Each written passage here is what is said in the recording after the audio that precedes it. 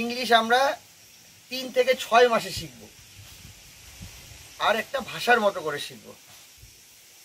English জানার জন্য কোনো শিক্ষিত হওয়ার দরকার নেই।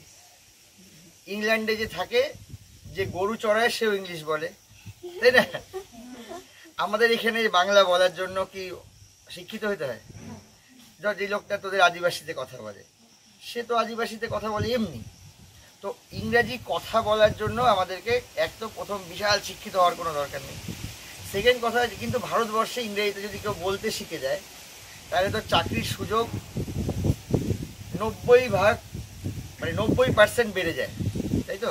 মানে হঠাৎ করে তুই যদি কালকে যদি ইংলিশ বলতে শুরু করে দিস, তাহলে তোর চাকরির সুযোগ অনেক বেড়ে যাবে। তোকে সবাই বলতে তুমি আমার এখানে চাকরি করো, ঠিক আছে?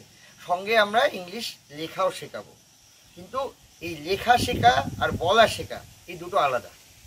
এই দুটোর মধ্যে কোনো যোগাযোগ আমরা দরকারই নেই রাখা। লেখা আলাদাভাবে শিখবো, বলা আলাদাভাবে শিখবো। কিছু গ্রামার আমরা শিখবো কাজের জন্য, কিন্তু গ্রামার দিয়েই সবসময় ভাববো না।